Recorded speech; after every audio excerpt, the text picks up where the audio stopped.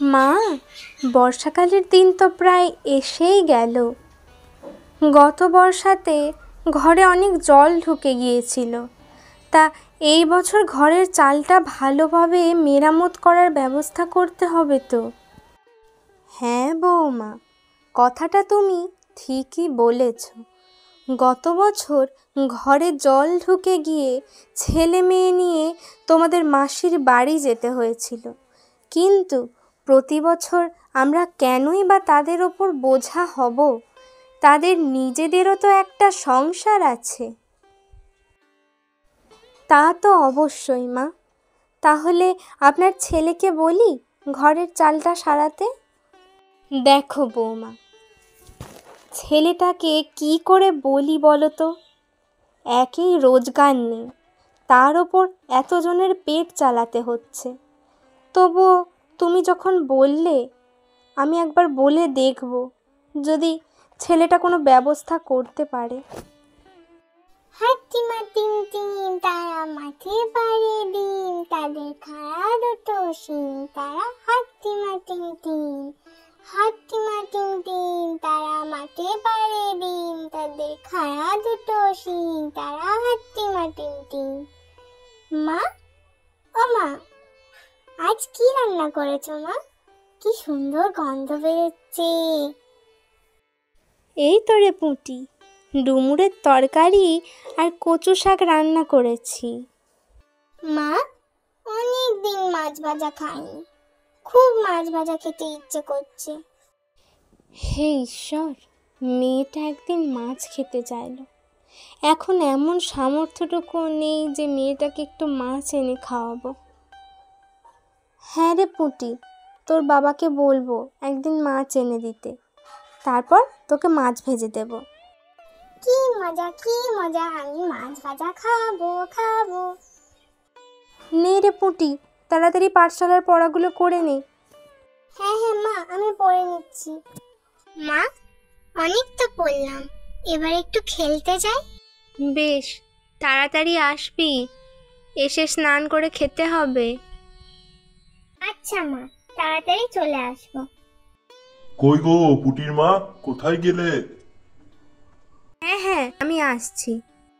বেশ গিন্নি, আমি তাহলে স্নানটা সেরে আসি। বেশ, যাও তুমি, আমি ভাত বাড়ছি।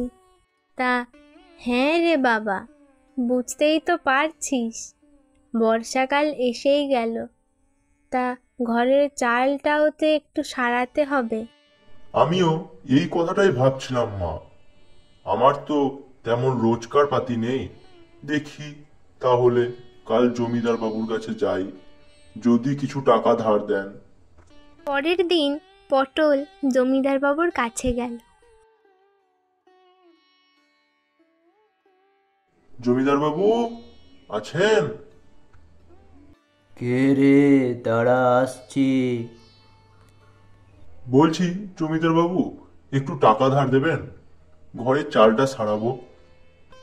দেখ পটল, তুই আগের 1500 টাকা ধার করেছিলি, এখনো সেই টাকা শোধ করিসনি। আমি আর টাকা ধার দিতে পারবো না। বাবু দয়া করুন, এই বর্ষায় ঘরে জল পড়ে, আপনি না সাহায্য করলে এই বর্ষাতে পরিবার নিয়ে কোথায় উঠবো বাবু? সেসব আমি জানি না। আগে টাকা শোধ করে টাকা ধার করতে আসিস, এখন যা। পটল জমিদার বাবুর কাছে অনেক কাকুতি মিনতি করলেও জমিদার বাবু শোনেন না। পটল দুঃখ মন নিয়ে বাড়ি ফিরে আসে। শেষ রক্ষাও হলো না গো গিন্নি, জমিদার বাবু একটা টাকাও ধার দিলেন না। হ্যাঁ গো, এবার কি হবে? এই বর্ষাতে এবার কোথায় গিয়ে উঠবো? গিন্নি, আমি ভাবছি এভাবে আর গ্রামে বসে থেকে লাভ নেই।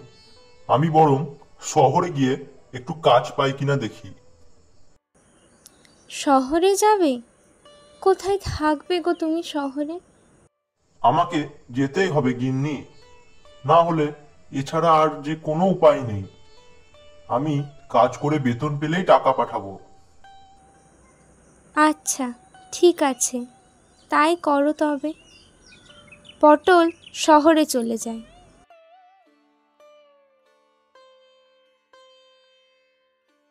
এদিকে রমা প্রথমে কিছুদিন তাদের জমানো টাকা দিয়ে কিছুদিন সংসার চালায়। একদিন তারা যখন খেতে বসে তখনই বৃষ্টি শুরু হয়। হে ঈশ্বর, আমাদের এমন ভাগ্য কেন ভগবান? একটু খেতে বসেছি আর বৃষ্টি শুরু হলো।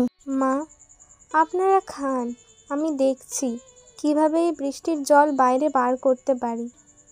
এই বৃষ্টির মধ্যে যে করে পারে রমার শাশুড়ি আর তার মেয়ে পুঁটি খাবার খায়।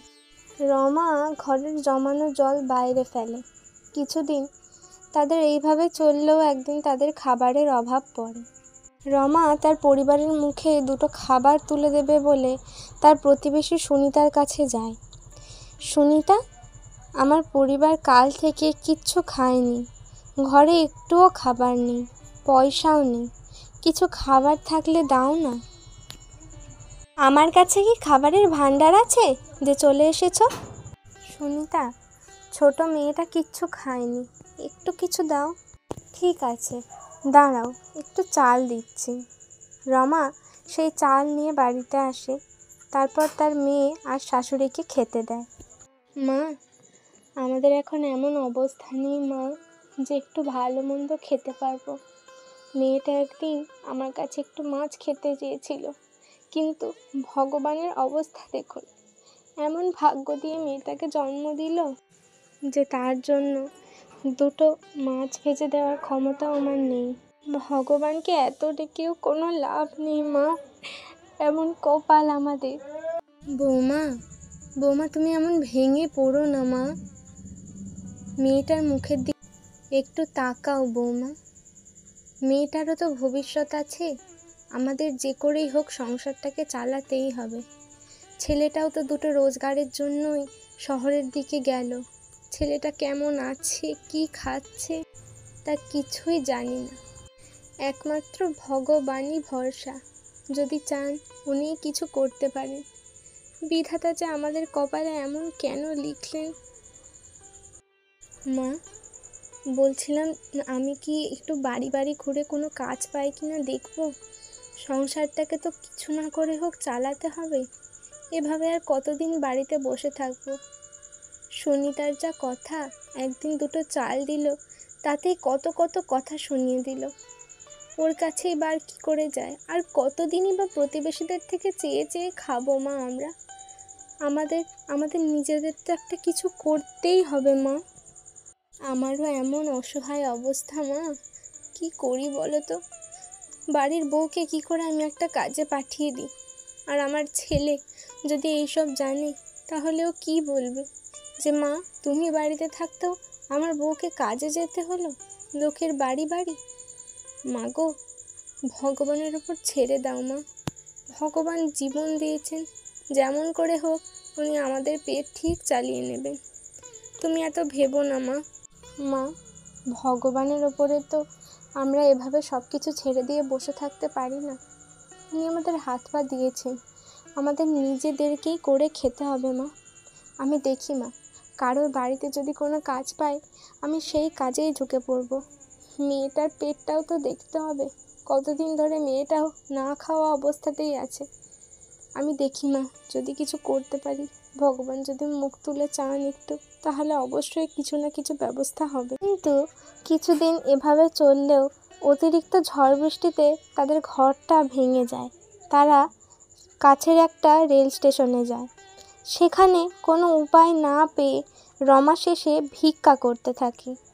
ও দাদা, ও দিদি, ভগবানের নাম করে কিছু দিয়ে যান, আমার এই ঝোলা ভরিয়ে দিন। কাল থেকে আমার মেয়েটা খায়নি, আমার শাশুড়ি মা খায়নি, দয়া করুন, দয়া করে আমার এই ঝোলাটা ভরিয়ে দিয়ে যান। ও দাদা, দুটো টাকা দিন না দাদা, কৃপা করুন দাদা।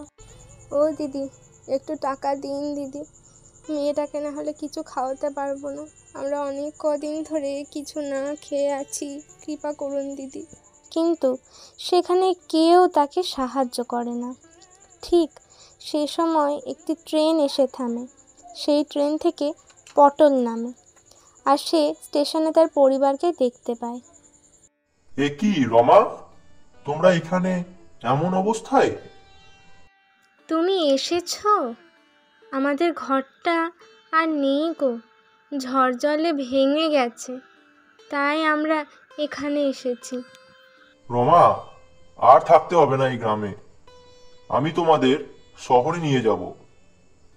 পটল সবাইকে নিয়ে শহরে চলে যায়। ছোট্ট বন্ধুরা, আজকের গল্পটা তোমাদের কেমন লাগলো অবশ্যই জানিও।